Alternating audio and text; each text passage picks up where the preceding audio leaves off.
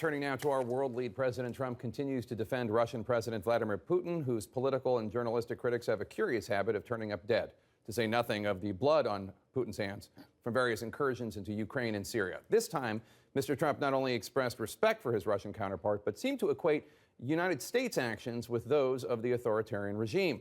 This is drawing fire and prompting all sorts of skeptical reactions. Former CIA acting director Mike Morell told CBS, quote, "I think President Trump has some special affection for Putin that is a result of something that we don't fully understand."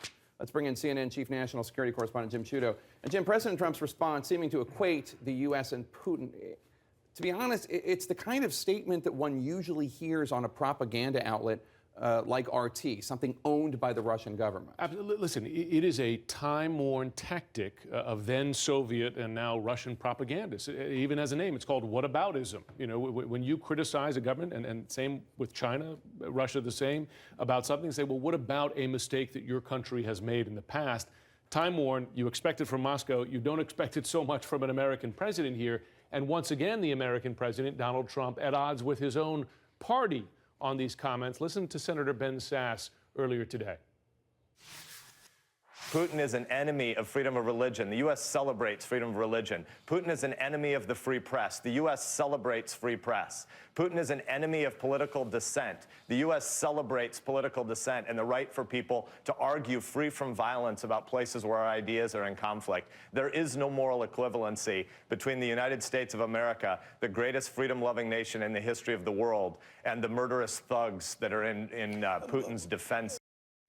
Now, I spoke with a Republican senator this afternoon who told me, Jake, that his hope is that over time, over the weeks and months of being in the White House, that President Trump will see the great care that America takes to avoid those kinds of things. Speaking, for instance, specifically of not bombing civilians deliberately in Syria and Aleppo, which we know Russia does. And of course, U.S. airstrikes might kill civilians, but you and I know the many steps that the U.S. military goes through to avoid it. There's a big difference between doing it deliberately and accidentally.